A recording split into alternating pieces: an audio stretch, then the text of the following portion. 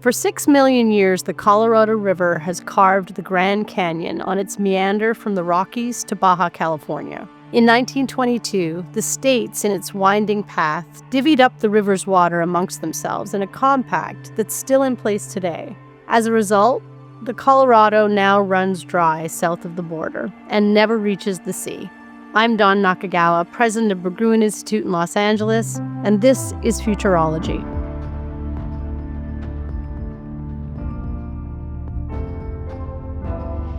There's nothing quite like water in the desert. The American West was premised on a mirage that cities blooming there in the heat, Phoenix, Las Vegas, Los Angeles, would never go thirsty. From the desert west of the Rockies, across the basin and range, and down, almost to the Gulf of California, we pump this water through engineered veins. It's a system that literally defies physics. Water travels uphill, so millions can drink from a river they never see. Massive dams disrupt the flow downstream, enabling people in a climate hot zone to run their ACs all day. Los Angeles-based artist Lauren Bond says it also defies logic. She calls this system the Cyborg Watershed of the Intermountain West. Part Earth, part machine, wholly unnatural. The word cyborg carries weight here. It conjures systems of control and feedback, of persistent dualities and unstable fusions. In her Cyborg Manifesto, the feminist thinker Donna Haraway says that in this age, there's a deep-seated need to inhabit the cybernetic and the organic at once, to recognize that hybrid systems can be tools of domination and also sites of possibility. Bond's artistic practice, centered at Metabolic Studio on the LA River, mines the rich vein of that paradox. She works at the scale of systems. Her projects unfold along aqueducts and floodplains at the heart of inland seas and in contested valleys. She bores into the built environment, rerouting water to restore what once was, and filling out the mountains of paperwork required to outlast the entrenched bureaucracies that hold these systems in place. Bond calls this undevelopment, the act of unpaving paradise and pulverizing parking lots. Her body of work extends from the Great Salt Lake in Utah to the Salton Sea in the Sonoran Desert. She imagines nations bound together not by borders, but by river systems that sustain them. Bond recognizes the boundaries of such systems blur at the edges, and that they metabolize change at the scale of deep time, which begs the question, how big is here? And how long is now? She sat down with Futurology producer Grant Slater here in Los Angeles to talk about the past and the future of water in the American West. And now, Lauren Bond and Grant Slater on Futurology. Lauren Bond, welcome to the Berggruen Institute. Thank you, Grant. We're very honored to have you here. And I wanted to start off kind of with one of my intersection points, literally with Metabolic Studio, which is your practice, which we're going to talk a lot about. We're here at the Berggruen Institute, which is in downtown LA at the Bradbury Building. And I live in Northeast Los Angeles, and I ride my bike to work. And so when I ride my bike to work, I go down a big hill. It's very evident to me that I'm going down. Mm-hmm. And on my way down, I go over the Spring Street Bridge and every day see this message. And the message is, artists need to create on the same scale that society has the capacity to destroy. So this is just sort of by way of introduction and sort of a general framing. I'm wondering if you could talk to me a little bit about where that quote comes from, why it's on top of a building between Chinatown and Lincoln Heights, and how does it inform your work generally? Well, first of all, Grant, thank you for riding your bike in Los Angeles. That's already a paradigm shift. And thank you for describing what I'm sure we'll talk about later, which is the watershed of the LA River. Because basically the route you take and where we're sitting today is all part of what would be part of the unbridled LA River watershed. Mm. And so that leads us to the statement of artists need to create on the same scale that society has the capacity to destroy, in two ways.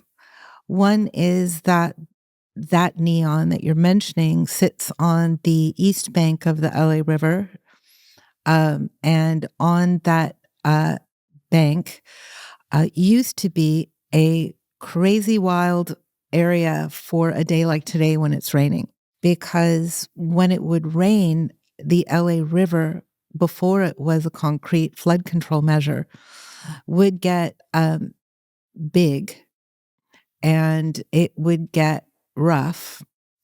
And with the movement of water would come tree parts from the foothills where you live, all the way down to pretty much right here at where we're sitting, which would have been the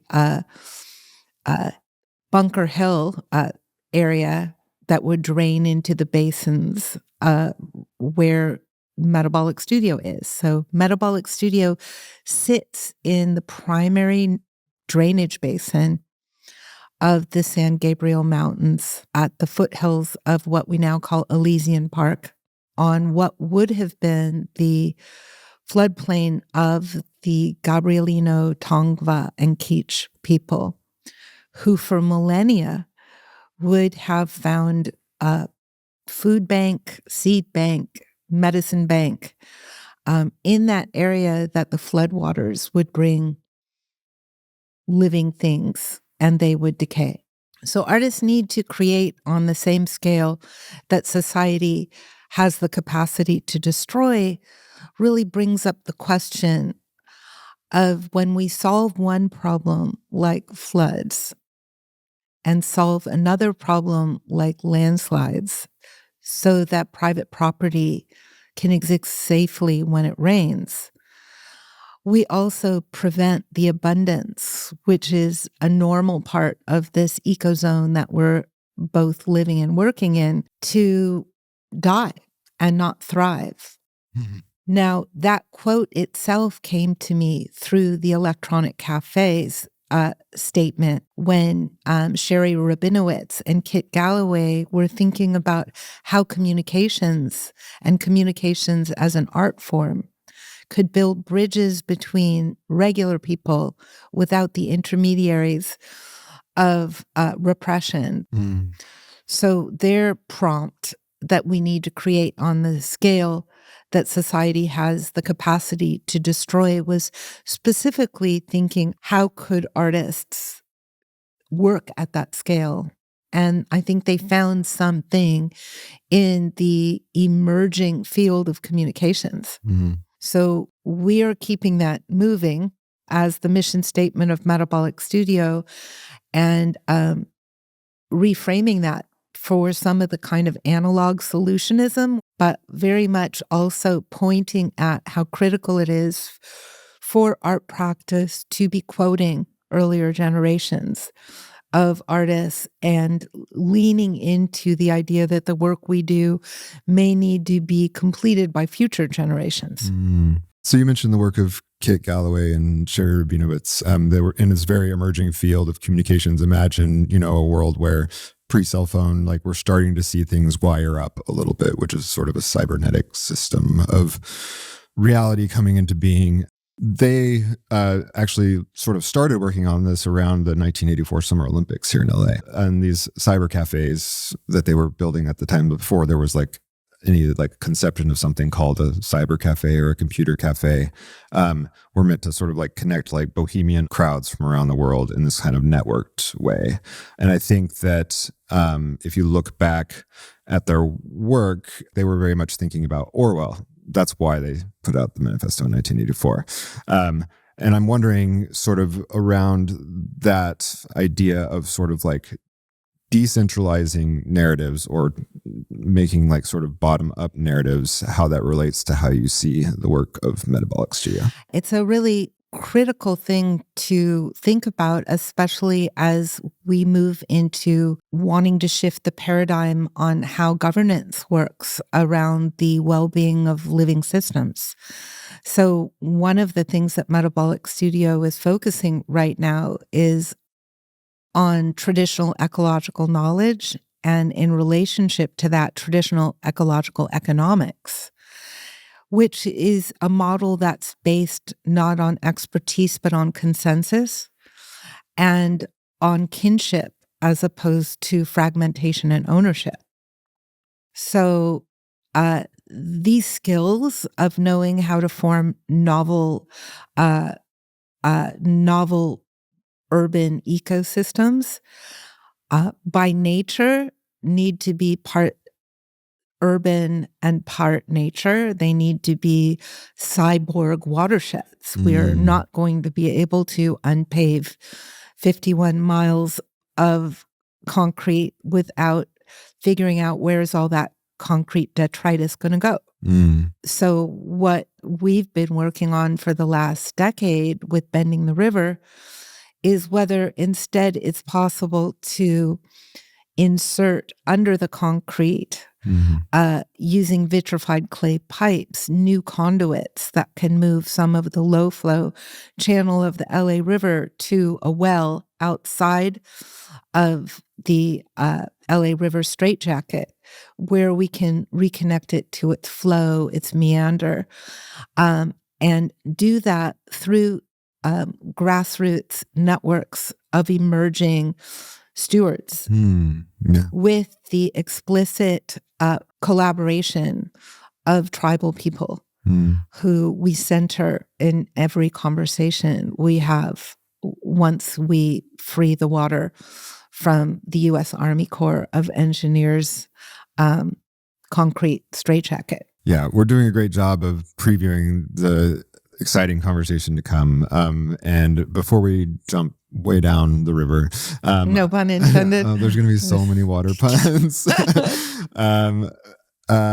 Before we get that far, I wanted to just kind of go back a little bit to the beginning, especially with you, and understand a little bit more. I think sometimes when I think about artists or think about examining or looking at an artist's body of work, I kind of like liken it to looking up at the stars a little bit, to like a star field. And so you can see kind of like clusters of constellations in certain areas of interest. But generally speaking, when you're looking up at the stars, what you're actually doing is looking back in time.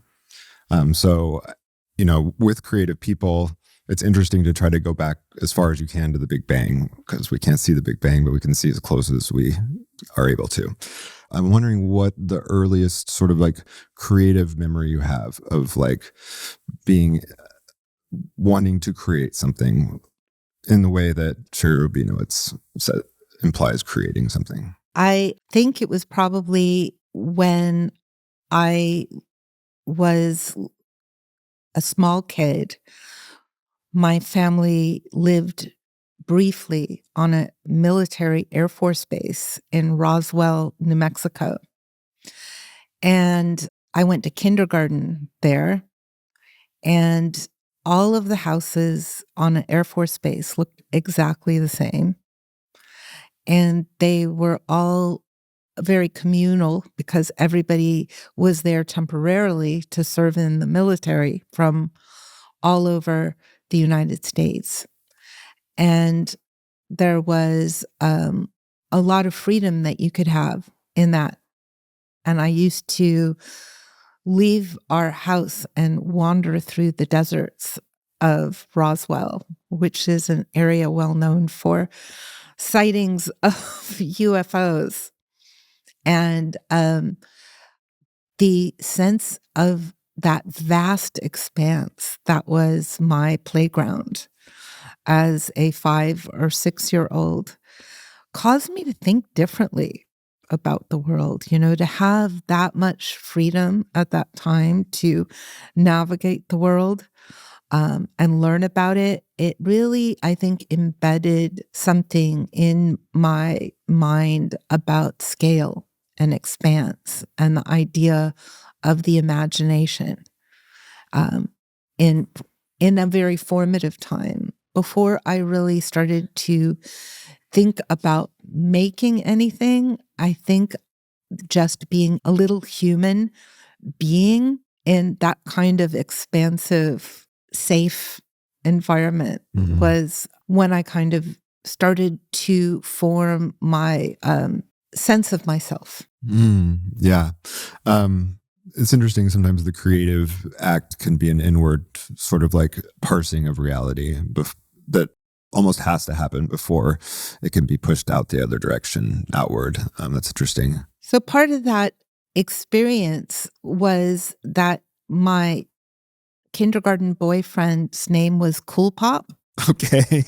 Because he loved these frozen ice treats that were called Cool Pops.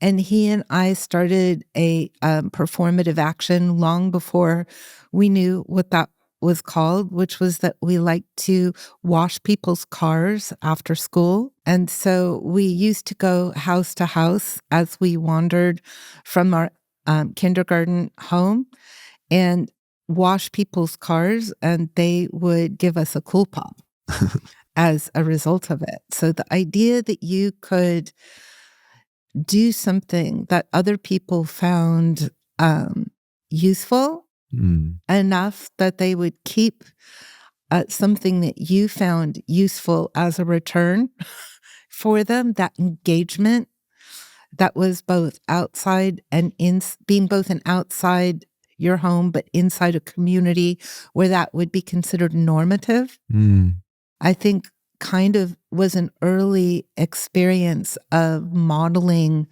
performative action, which is very much still a part of my life.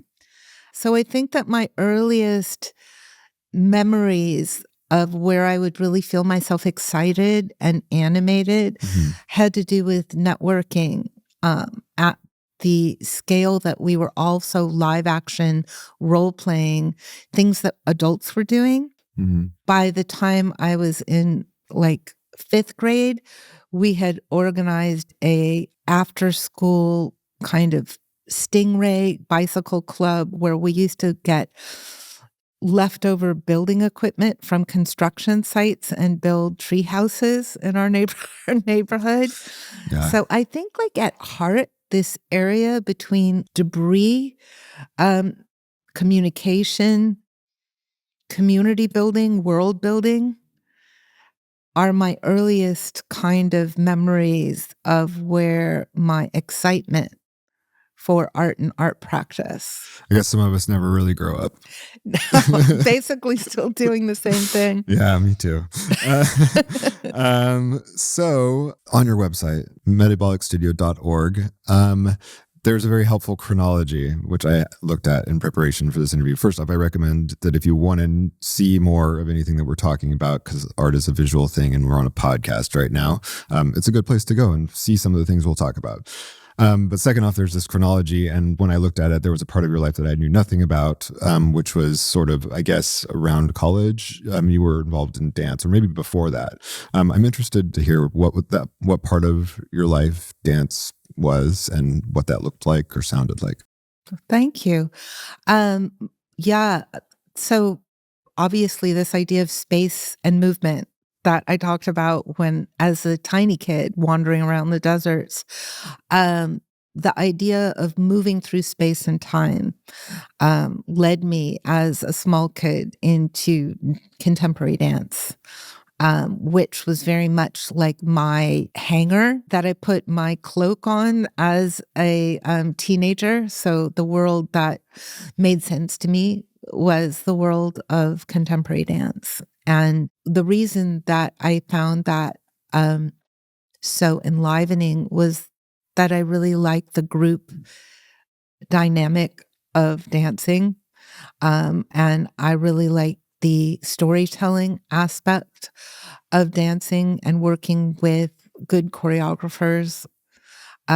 Slightly later was really exciting for me about a way to tell a story collectively through the vehicle of the body and the vehicle of physics, because a lot of the movement that I was schooled in had to do with like Merce Cunningham, Twyla Tharp, Lara Lubavitch, which is a kind of dance that's known for its fall and recovery. So you're using your body like a pendulum, basically, and moving yourself through performative space on the movement of your weight or other body's weight, which is very mechanical, but also very much like water. So I really think that space of flow that I still kind of occupy comes from that decade where dance was center to my life. Yeah. I mean, I was looking at the types of dances you did, the people you did them with, and like, I don't know much about contemporary dances. It's not the thing that I engage with, but I do remember the Birdcage, the movie. And like, so when Robin Williams is like, Fosse, Fosse, Fosse, Martha Graham, and you hold it all inside. I love that But these were the types of people you were working with, right? Yeah. What was that environment like? Magical. I mean, Martha Graham, I was so privileged to get a chance to know Martha Graham at the end of her life. She's another California artist, another one of these visionaries that when she would talk about her childhood, talked about her ability to think to scale was about growing up with a dad who built Route 1 in Big Sur. So she literally was living an itinerant lifestyle where like mountains were being blown up and constructed, and she would hang over the edge of these mountains and watch the Pacific Ocean and look at giant condors. So her impact on me was vast in terms of a sense of getting rooted, that we had this common ground in this vast, expansive landscape of growing up in the West.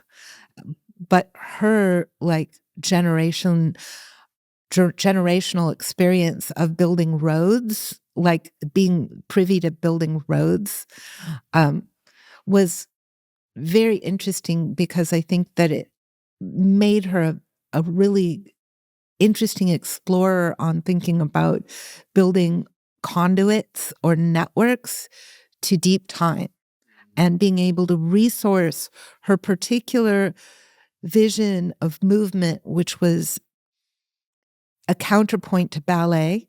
Ballet really looks to see what the body can do to escape its physical limitations.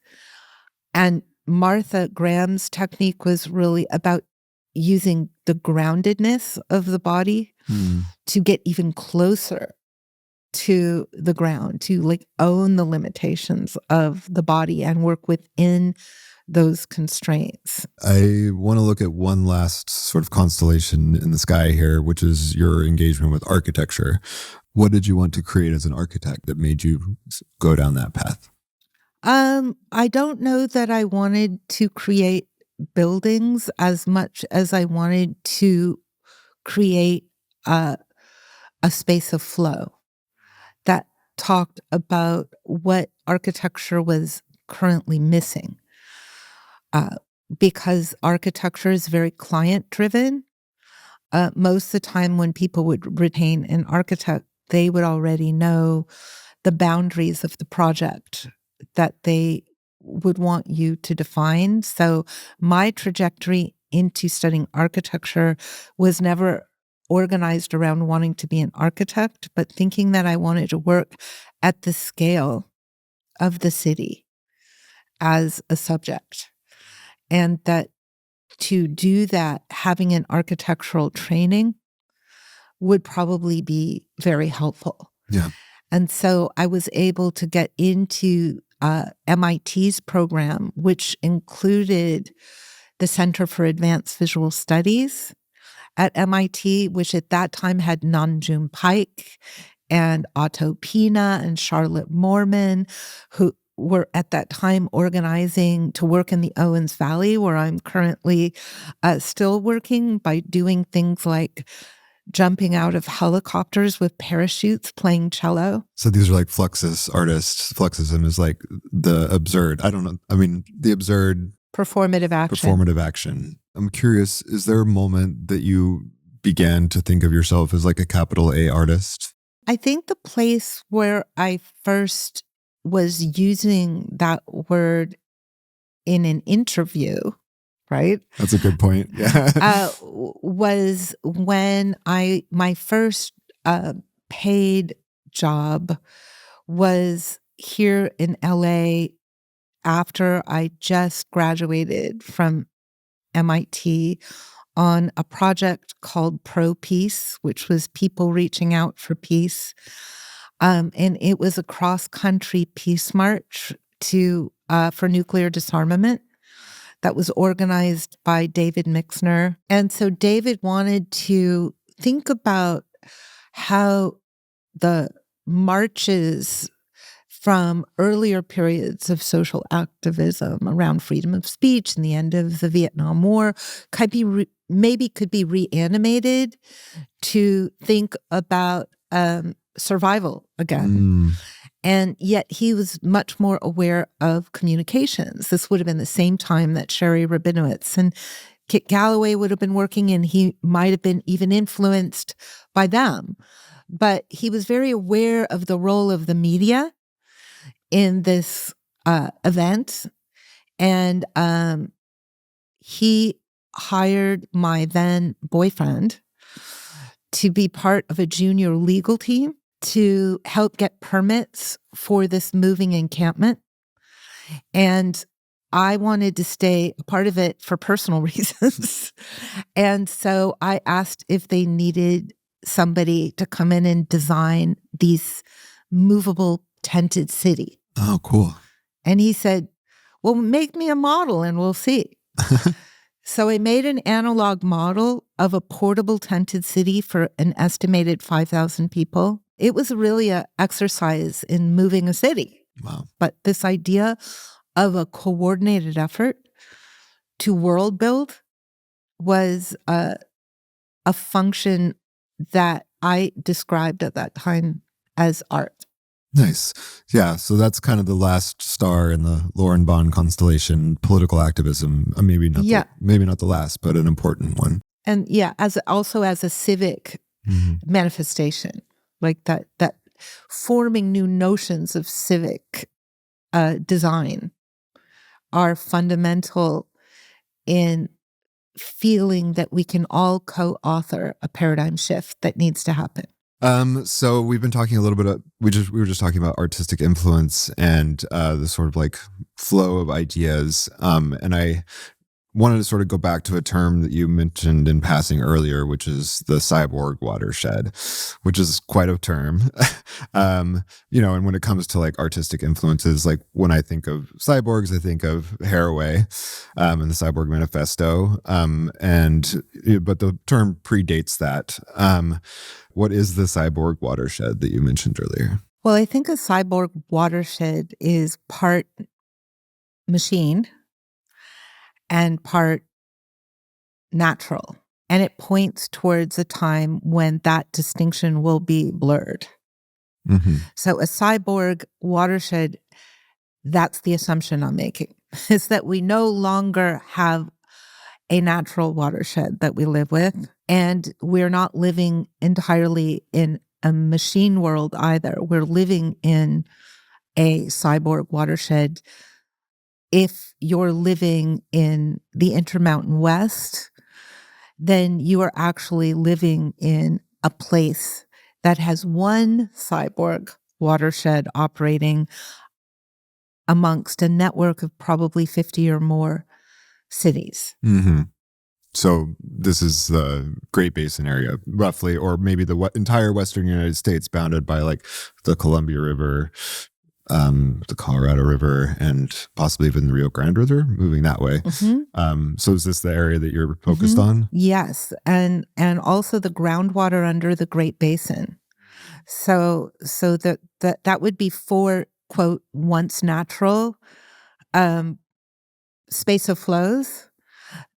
The three rivers that you mentioned, the Columbia, the Colorado, and the Rio Grande, are moving the snowpack from the Rocky Mountains and the Eastern Sierra towards the Great Basin, and from the Sierra West down into the Central Valley and our agricultural area, and ultimately to the ocean.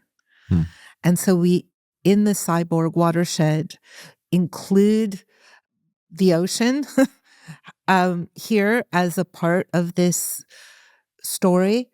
The Great Basin, which would have been an inland sea once upon a time, the Rockies, but not the east side of the Rockies where it would move into the Mississippi River watershed. That side of the continental divide. Yeah. The Mississippi watershed is so vast and so fascinating, but it's distinctly itself. So when I'm talking about the Cyborg Watershed with you, what that is for me and what that was for my teachers, Helena Newton Harrison, who I did a rogue PhD in a non-existent program at UC Santa Cruz with, that was the definition of the space of agency of our research. Because to go back to the mission statement of Metabolic Studio, that artists need to work at the scale of the problem, then the Cyborg Watershed's problem is that it's no longer adequate to service the networks of cities with water and power that it's currently servicing. I want to get into the Harrisons for sure. But before we get there, I want to parse a little bit this term cyborg, because I think like parsing it is a little bit helpful. Watershed we just covered. So, but the cyborg part, cyborg is a portmanteau, two words shoved together for cybernetic organism. So I think both of those words present questions in this context. Yeah. Could you talk a little bit about the cybernetic organism? Sure. Well, first off, you have to start with cybernetics. The term was coined by Norbert Wiener and sort of came up in this early exploration of sort of like informationing the world, making it data for purposes of exploring feedback loops in a closed or bound ecosystem, or in computers, in software ecosystems, sort of like walled gardens where you can mess with the ins and the outs and you get a desired result. And then that was sort of just picked up generally as a term for computer stuff. And then organism. So organism is a complicated term. I actually would be curious, what do you think about organism? Well, a complex entity that functions or can be seen as functioning as a singular thing. Yeah. So here at the Institute, we explore topics around this a lot. For instance, we have this project called the Multi-Species Constitution, which we're working on, which tries to recognize and give sort of agency to various non-human organisms. But I think traditionally, organism has been associated with a life form or a bounded self that does things, metabolizes things, if you will. I think that maybe not everybody in the world has made the jump to a watershed being an organism. How do you make that jump? I think the concept of the hyperobject is that we're now living at a time where there are these vast connected constructs like the internet that you can't even really see, but they exist as an organism. They anchor our culture, they anchor our economics, but they're hard to point at, but they're actually physically there.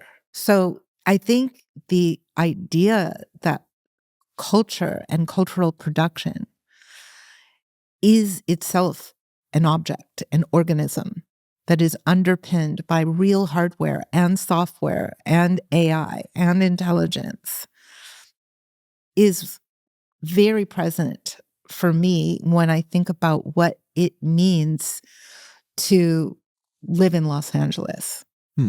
Say more about that. Well, because we're getting our water and our power from someplace really far away that's invisible and not real to us here. So we have like a double condition where the very like our DNA is used to thinking we need to find food and water today. Like it took millennia to graduate from that. to a point where very rapidly we barely think that there's anything concerning about living with no knowledge of where our water and power come from, and assuming that our economics, that's entirely based on an organism we know very little about, which is the internet, are how we live. So we're living in a cyborg watershed. Overlapping hyperobjects. Interesting. Okay. I want to go back one last time to cybernetics because I think it's instructive here. So I sort of already hinted at the idea that in order to have an ecosystem, it needs to be closed, and then you can mess with the feedback loops to achieve homeostasis, which is the desired state of non-movement in an ecosystem that's supposed to be good. Kybernetikos is the Greek word, which means good at steering, which means, and if you look back at Wiener, the book where he laid all this out is called Control and Communication in the Animal and the Machine, which probably sounded pretty cool in 1960, but I'm not sure if it sounds so cool today. Control of animals and machines probably is a little worrisome. Yeah. So I wonder, just to finish this where we started with Haraway, she calls this sort of the cyborg myth, that all this stuff that we're saying about cyborgs and organisms and everything is actually not true. Between human and animal and human and machine, physical, non-physical, the things you're referring to. What is not real here? What is the myth when it comes to cyborgism? Well, I think that the cyborg watershed is actually very real. That's why I'm naming it. Yeah. What I think is mythic in all of this is that we don't know the names of the rivers and streams that made it possible to live here for millennia. So I think the cultural amnesia comes with the lack of languaging for pre-written descriptions of place that we rendered obsolete during colonization. Yeah. And I think that sort of when you think about this, sort of another myth, in my opinion, is that the idea that there can be any closed system at all, that such a system is possible. Kind of in the Buddhist sense of codependent origination, everything is causing everything else all the time. And to try to draw any kind of line around anything is hubris or stupidity.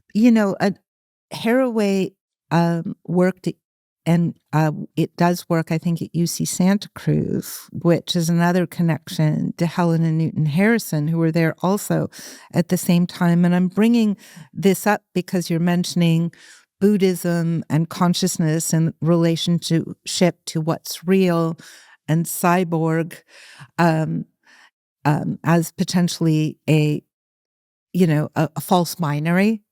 But Helen and Newton would certainly say that if you clear cut a forest and all of its energies are dispersed, you will have an end to a cycle, and that would be unnatural. So the myth of capitalism, of growth at all costs, if it involves clear cutting a forest, that's a myth. That growth is a myth. Yeah.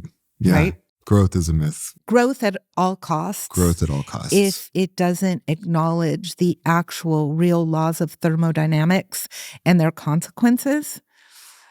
So I would say there's a mythic, not true element in the narrative of culture. Yeah. Well, where I see this in Harrison's work is more in the idea of how big is here and how long is now. That, I think that's what I mean when I mean about this, mutual codependence, this idea that if you look for the edge of something, you will never find it to some extent. Is that how you interpret that? First off, maybe could you tell us who these people are? Yeah. And how do you interpret those two interesting questions? Well, let's go back to the Great Basin for a minute and just say that in 2014, during my rogue PhD at UC Santa Cruz, where Helen and Newton Harrison taught, Helen and Newton, like to ask the question of all of their students, how big is here? So if you're doing a project on the LA River, how big is the LA River? And they rightly pointed out that when you look at a map, it doesn't seem to have a source. But the source of the LA River is the snowcap of the Eastern Sierra. So when we talk about how big is here, what's missing in the answer to the LA River is its source in the snowcap. Hence, the idea that that network of pipes and siphons and conduits that bring the snowcap here. We're talking about the built LA River. The LA Aqueduct. The LA Aqueduct. Which brings the water from the snowpack to the LA basin, and from the LA basin into your water pipes, and from your water pipes into your gutters, or into a treatment facility that empties it into the LA River before it goes out to sea. So we're basically providing a new route to sea for the snowcap that wants to go to the Great Basin or to the Central Valley to the ocean. We're saying, well, what if instead you go to LA? Crazy idea. What if, right? So that in trying to shift that paradigm, which was shifted during Teddy Roosevelt's time by the myth of manifest destiny, that it would be great if we could colonize trade with Asia so we could compete with Europe. It would be great if we could pay for the railways that would be needed to do that by digging up silver and reevaluating monetary currency on silver rather than gold. Hence, the West was born, right? If we could acknowledge that it was mining of silver and mining of water that made LA exist in the first place, then you start to get to Helena Newton's way of thinking, which is that it's important when we as artists do an environmental work that we acknowledge the scale of the problem we're trying to address. Mm-hmm. Even if it's difficult to understand, it still needs to be languaged because it's not going to come up in any discussion of the LA River that I can easily find. It's rare to hear that. And it is the source of the water. Yes. That feeds the LA River. And usually rivers' sources are named. So why do we not name those sources? Wouldn't it be helpful for people? Always name your sources. Helpful for people, future generations, to learn about where they live, because you might need to go to those sources one day. Like if the system stops working, where would you go? I can't answer that question. I don't think anybody can. I know where I'm going. Oh, yeah? Yeah, to the Owens Valley, because that's where the water will flow. Yeah. So with this cyborg watershed of the Great Basin, you said when we started this sort of creative conversation, you talked about movement through space and flow. So when you think about, when you add this time element to the cyborg watershed of the Great Basin, how do you conceive in your mind of flow or movement through that area, specifically as it relates to your work? There's two still remaining bodies of water between the Sierra and the Rockies that point at what used to be an inland sea. And they're the Great Salt Lake and Mono Lake. So if you think about those two things as the remainder of a deep time past when there was an ocean there, then what changed that and shifted that was two or three things that influenced my practice. The first one was a great earthquake that drained all of the water from that inland sea into what's now the Colorado River and made an outlet in the Pacific Ocean. The rest of that water in that earthquake went underground. And and I'm sure you've driven it many times, the Great Basin, there's lots of little valleys, and they all have their own characteristics. So they all have different water tables that are feeding different plants. They all have different animals that go there. And they're all shaped by that time when there was a sea there. Like you can feel it there. So one of the things that shaped that sense of how long is now is the memory of the sea that was there. The second thing that I think of that shaped that area is the atom bombing of the Great Basin during the Cold War. So And is this nuclear tests that you're speaking of? Okay. So there were so many test sites in the Great Basin because all of those differences that we're talking about are not that different. Yeah, people look at the desert, they say there's nothing there. Right. That's the vibe. So you can imagine people saying, well, where's the least worst place to screw up forever? Okay. And they said, oh, well, the Great Basin is probably the least worst place to screw up. And maybe they were right, but they definitely did screw up the watershed. It's fully irradiated for the most part. Like every stream and river has some radiation in it from that strategy because of how some radiation bonds with water. Yeah. So that is something that definitely connects to part of this invisible, like hyperobject, like how our physical beings are adapting and adapted to an irradiated ecozone and the dust that flies here. I mean, it is very real. If you drive across the Great Basin, you pass these military bases, you are routed around various places that you're not supposed to go. I don't know if you've ever been to the Paradox Valley. Have you been to the Paradox Valley? It's a crazy place. My grandfather was a geologist in the military around that time. And his job in the military was to go look for uranium. And they would fly through the canyons of the Paradox Valley with their Geiger counters pointed at the walls. And if you go to the Paradox Valley today, there's weird town names like Nukla and Yerevan and all these towns. But all these towns have been bowled over, put in the ground. And where they're put in the ground, they put these big rocks, half white, half black, and there's a big curve pattern, like an S curve going through it. The reason they do that is so that it will not, to anybody who's looking in the future, look natural. So don't go there. And you see this stuff all over the West. Wow.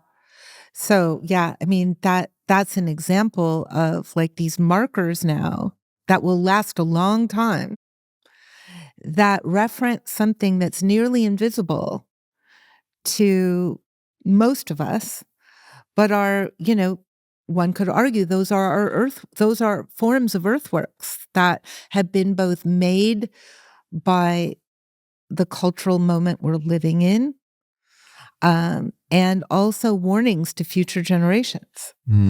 So that's a big thing. And then the third thing that I would say is the Imperial Valley as a massive shaper of that ecological zone that we call the Great Basin, right? And for those people who don't know, the Imperial Valley is where so much of our food in the United States and abroad is grown and exported from. And the way that it is able to be irrigated is the snow cap of the Rocky Mountains. So that thinking at that time was, we will always have enough water and we will always have enough sunshine to grow food for enough people.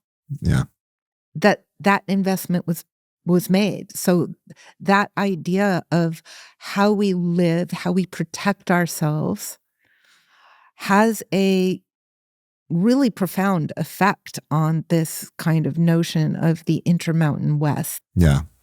The Imperial Valley is just north of the California-Mexico border. it is the second lowest place. It might be the lowest place if you got rid of the water. The lowest place in the United States is in Death Valley. The Salton Sea is almost as low, negative 200 feet. So as water goes down, it's going to there. I have seen a decent amount of your work. I've been fortunate enough to come to Metabolic Studio a few times. I've driven through the Owens Valley, not knowing that your work was, I was passing by your work, but then learning that I was. In these giant silos on the side of the 395 highway, the best highway in America. I'm wondering if you could tell me the origin story briefly of Metabolic Studio and why it is called such. Well, it's back to that basic idea of thermodynamics and its consequences. And that is the point of our studio practice is to see if using performative action and physical objects, we can shift the narrative and create a paradigm shift that's necessary for living systems to thrive again. So we're a analog solutionist group of people that work together on big questions like where does our water come from and how can we make soil here if everything's buried by roads, and how can we grow communities that can operate together if our credit cards don't work, if everything is fragmented and up for development at all costs. So we're thinking about water, community, soil, and the process by which all of these things operate. Your studio's work kind of radiates out from this specific point on the banks of the LA River between Chinatown and East LA, Lincoln Heights. And I'm wondering what that specific place means to you. When I was a kid, I used to ride my bike there and hang my feet over what's now the Broadway Bridge and look at the sunset and call the old greasy train yard that used to be there the beach. So that was my beach. That's my spirit's home. I've been drawn there since I was about 10 years old, just because I liked it. You're biking there from Beverly Hills. That's not a short bike ride when you're 13 or whatever. I was, little, like 11. Wow. But it came from that crazy desert wanderer of me, and I always had to go. You could have just as easily gone the other way to the real beach. No way. Would have been easier. I did that too. Okay. But the place that I found myself, and again, I think that there's always a little bit of mystery as to how our own stories of place unfold and how we find ourselves. There's this story we tell people, but there's also just this weird kind of thing of like, how did I end up here? Mm-hmm. And that's one of the things I think about a lot as I get a privilege now of working with people whose ancestry is from here, like the incredibly rich group of Native people from this part of the world. Their stories of place are different in that I don't know why I'm here, really. They do, Yeah, so there's a story I can tell you about how I ended up here, but there's a mysterious thing about how do these places come into our purview. And so where the LA State Historic Park is where that place that I used to call the beach is, and where the LA State Historic Park would have been pre-colonization, the most fertile of those drainage basins where the wild floods would settle, a sink again. Yeah, so the LA Historic Park, for those who are not from LA, is right outside of downtown, but in Chinatown. And it is today a very well manscaped, sort of manicured park where they have concerts and events and things like that. But it was not always that. Before that, it was your beach. And then between that, it was something else. What was it between those two things? Well, before it was my beach, it was the principal drainage basin of the unbridled river, which means it would have been the place that people would go for food and medicine. Mm-hmm. So during colonization, it became a place of moving water from the LA River that would often flow to El Pueblo at Olvera Street. And so there's still remnants in the ground of the original ditches built by the Spanish, today known as the Zanja Madre, that runs through the LA State Historic Park and probably gives it the most reason why it's called the Historic Park, is that the story of colonization is a story of moving water from the river to the pueblos at that point. It was also the westernmost terminus of the migrating American bison. So they would have, that, as far as we know, there weren't many, but there were some that got there because of its marshy grasslands.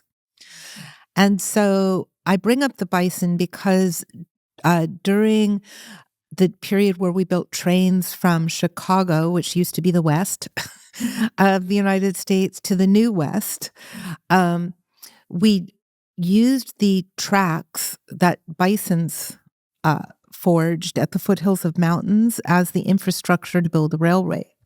So when the early railways were built to California, they were built on bison trails, and they ended up building the train station at where the bison would eat.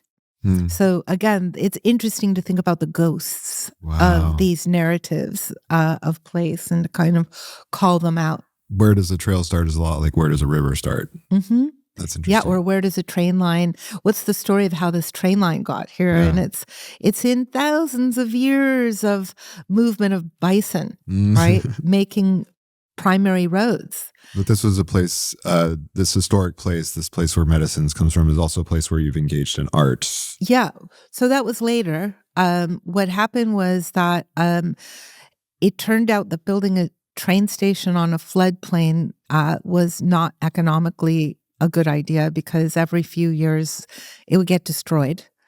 So they left the train station a oily, dirty field surrounded by Standard Oil facilities. So that's what things look like up until the 1970s, a greasy, oily field and some Standard Oil. Then Standard Oil moved out, but didn't clean up after themselves. So they just kind of buried the oil barrels underneath this building that's currently Metabolic Studio. Mm-hmm. So in 2005, when I planted a 32-acre cornfield on that land, which had been a greasy train yard since the 1920s, I think it was. The idea was to use corn as a bioremediator to clean up the toxicity in the soil so that these newly adopted land by the California State Park System could start cleaner than it was, because at that time it was unclear whether they would build a park there or whether they would hold it as an asset of the California State Park System. So this is actually quite striking, like what you just talked about kind of in passing, which is like if you go back and look at photos of this, you're looking at downtown LA, the towers that we recognize today in the background, and in the foreground, in what seems to extend for quite a while, is a cornfield that existed for how long? One agricultural cycle. So it was a performance that was granted permission to operate for one agricultural cycle. And so we planted the seeds in May 20 years ago this year. And after 32 acres of corn brought people pre-social media, you could only advertise events in the LA Weekly, to be in this feral, wild cornfield, which was and was not a cornfield. So the name of the artwork was called Not a Cornfield, because while the state park gave me permission to do this performance there, they said there was no historic proof that corn ever grew there. And it's important to say that historic proof means written proof. So the fact that there was plenty of oral proof that corn was grown there did not count as history in 2005. So we said, well, why don't we call the project not a cornfield then, just to make really sure that everybody knows there was no historic proof that corn ever grew there, and they liked the title. And I think it's really funny that they liked the title, but they did. Bureaucrats love stuff like that. Yeah. They have senses of humor too. And it sort of kind of connects to one of our most recent actions at Metabolic Studio is a project called Undevelopment, which is again playing with what something is not as a way to create a polemic of something that both is and is not what it says it is. Yeah. Right? So undevelopment is about countering the idea of development by taking things apart rather than rebuilding at all costs something that is no longer useful. Some people, it's like degrowth. It's like depaving. I sort of sometimes think of your work as like sort of like a rogue DPW, like a sort of like hacker DPW that's trying to do things in reverse. I think that the DPW, the Department of Public Works, that we're bringing up also happened during a period of economic depression and was a federally funded workforce to get stuff done. They just needed work to do. And it's why don't you pay the whole river? Yeah. So the moment we're living in has a similar kind of like, mandate of what do we do with these networks of crises we're living in, and this undevelopment concept, and with its parallel public art as mutual aid thing that we're doing now called Meandros, is about building that kind of post-legitimate Department of Public Works. Yeah.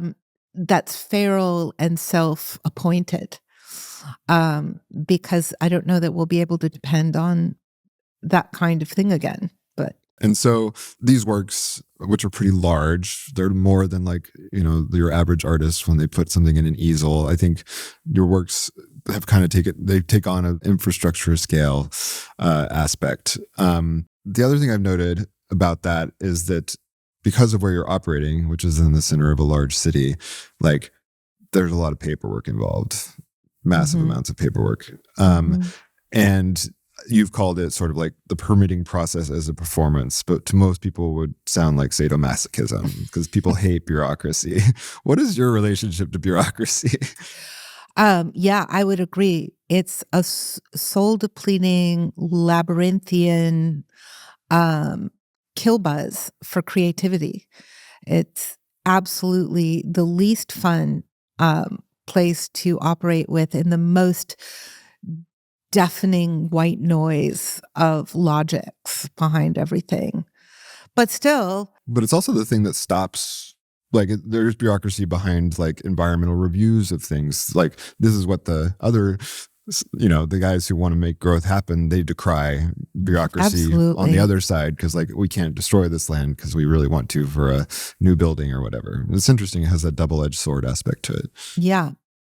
So to operate at the scale of a performance that involves like moving things, like when I talked about pro-peace and the idea of all those permits, well, that's been replicated several times in the 20 years that I've been working with the metabolic cycle of works.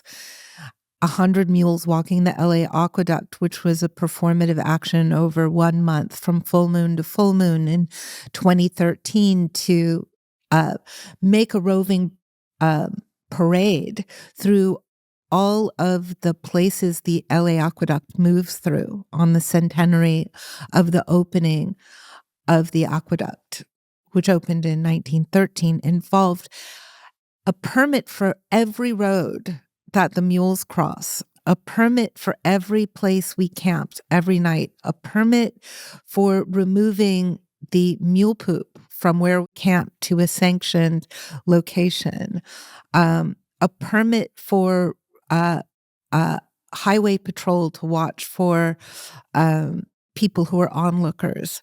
It was a logistics permitting insane piece of activity that only partly prepared me for the 108 federal, state, and local permits that were needed to make a small plumbing alteration in the LA River. Like, no great innovation here, but to make a gravity-fed conduit for some small part of the river to leave its jacket. Yeah. Took 10 years and 108 federal, state, and local signatures, all of whom, by the way, don't know about each other. Yeah. So it would be great if there could be some big party, like when people make films, right?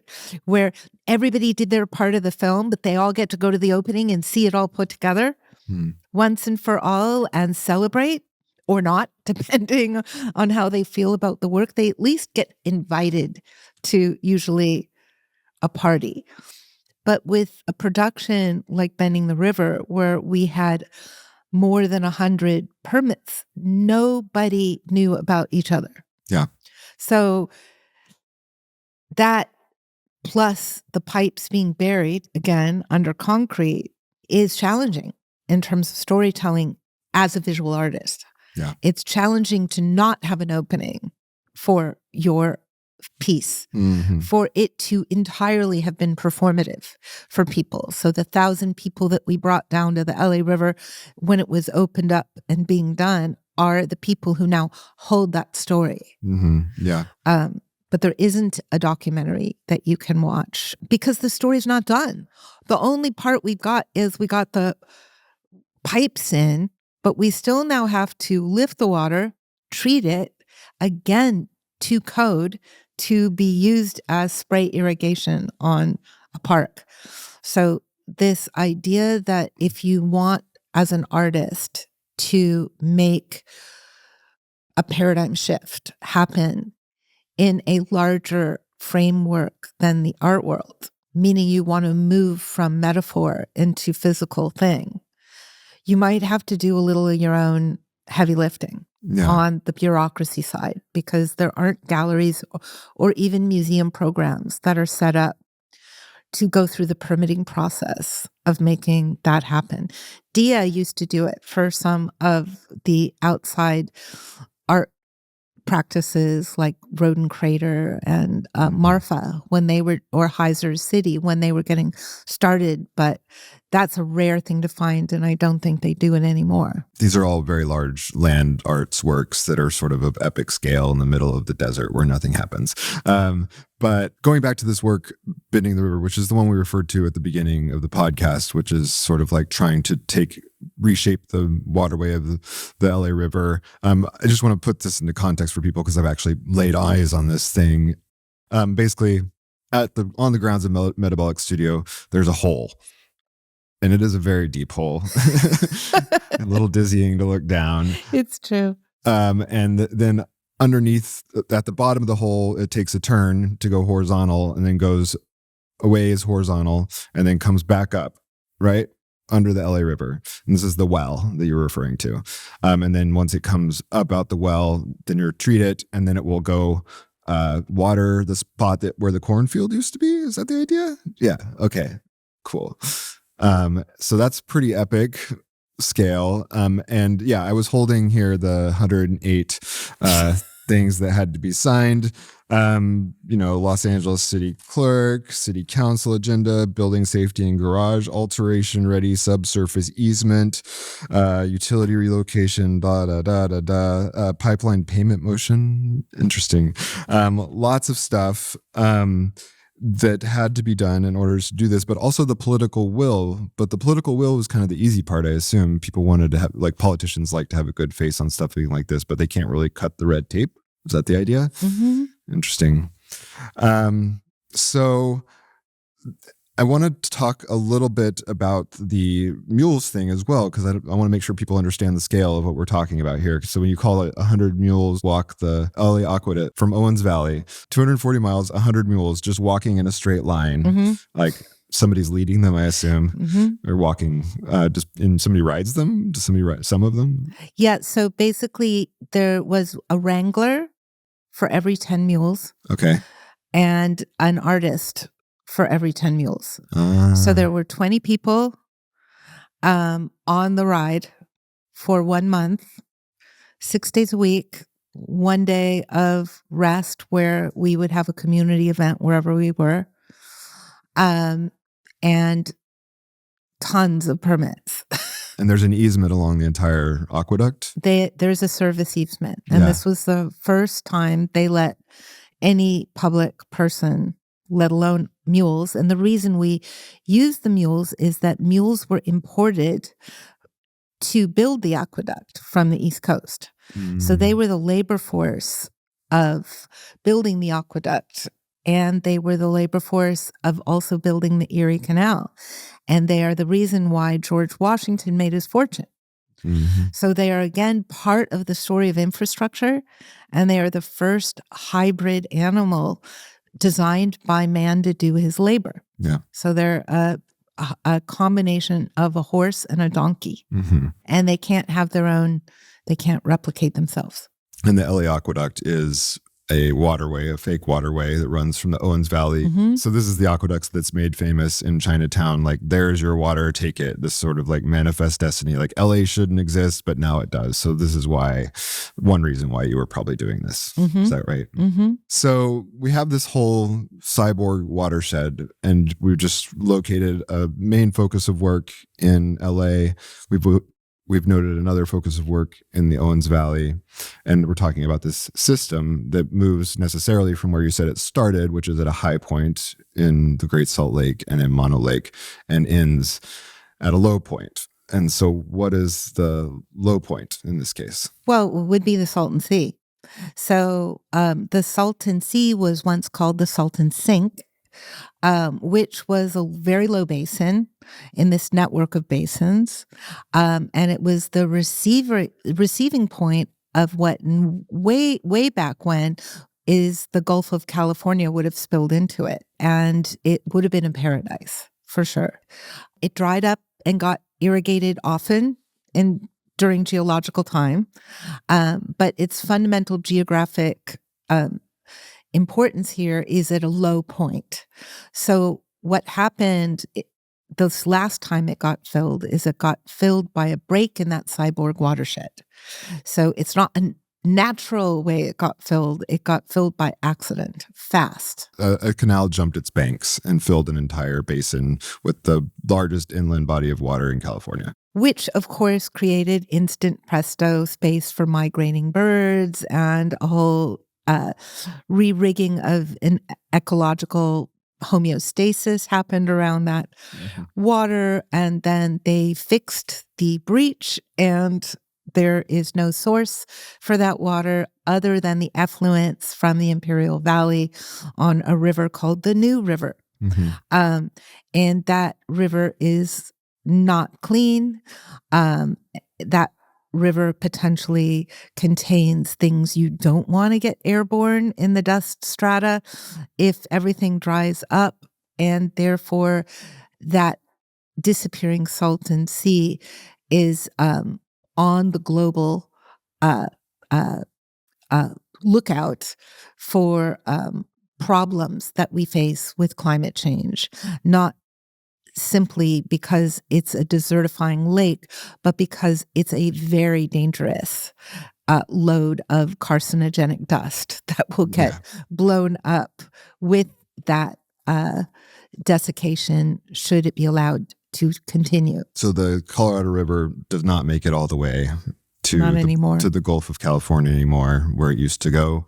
Instead, it just kind of peters out, and we have this sort of right turn into the Salton Sea sink, where the Salton Sea is currently evaporating at a faster rate than it has at any time in the last 100 years, revealing miles upon miles of fertilizer chemical laden dust that when the wind blows goes up in the air, and when the wind blows in the wrong direction, blows into populated areas like the Inland Empire, Los Angeles, San Diego, and it's going to get worse.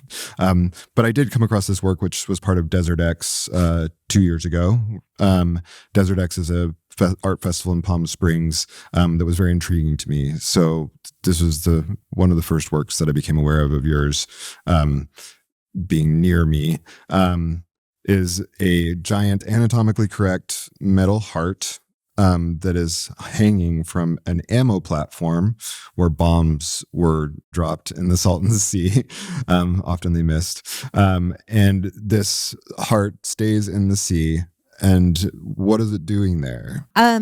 So it's an object getting made that's using this highly salty water of the Salton Sea with a solar charge to accrete a coral-like, bone-like structure around it that is called biorock. It's in the sea because it's being made. The sculpture is being made by its immersion in the sea. But in the meantime, it's also a very poetic metaphor about what is both a physical object and a conceptual object. The conceptual aspect is the poetry of having the largest mammalian heart that we've ever had, a blue whale's heart, point at the hydraulic system of the West, because the heart is a hydraulic pump. But to have that also presence, the time when blue whales came from the into the Salton Sea, when it was a sea, to have their babies from the Pacific Ocean through Baja to that point. And there has been bones of those blue whales found there. So to kind of presence deep time in that way, as well as the symbology of the heart being a hydraulic pump. And to point at the future as well, where perhaps using just the power of the sun and the power of salt water, you can make water itself again, because the byproduct of this accretion is that it off-gasses hydrogen and oxygen, which could be recombined to make water. So it's a speculative ecological model as well as an object that's getting made. So we've traversed this cyborg watershed together. Thank you for being on the journey. I want to ask one last question here. We've talked about this hyperobject, this system of the watershed, and you have proposed that we could reorient our sort of divisions or boundaries to create new types of conceptual organizing principles for places in the form of a new country, possibly. I'm wondering if you could talk a little bit about that. It's time for us to consider the protection of our water as the highest calling of some kind of citizenship. We can no longer rely on the federal government to protect our watershed. We can no longer rely on the state government to protect our watershed. We can no longer rely on industrial ag to share water with what we consider our watershed. Therefore, we're going to need to form a way to protect the watershed ourselves. And that will be a new form of governance that prioritizes the well-being of the watershed and all of the living beings that also need that watershed to survive. So we have proposed the formation of a new country. That country is called symbolically Rose because roses need a lot of water, but it would be an organization that uplifts the idea that we are living in a place that is alive, that cannot solely be defined by outmoded borders which define and separate us. We're going to want to see place be acknowledged as a living, breathing, changing entity that we uplift in the changes that need to happen and support so that we can live there more harmoniously in some form of kinship. And so Rose might be here in California, but maybe there would be other countries around the Ganges or the Ob or the Danube in Europe, the Ob in Siberia, and all rivers around the world. Is that the idea? That's the idea. Sounds easy. It sounds like something one can do today without renouncing your citizenship. It's good to live action role play.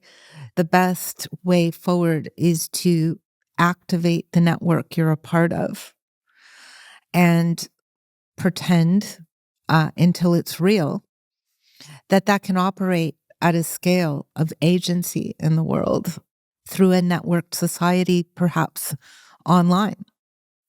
All right, well, count me in as the newest citizen of Rose. Okay, we'll send you a form. Thank you, Lauren Vaughn. Thank you for joining us. Thank you for having me, Grant.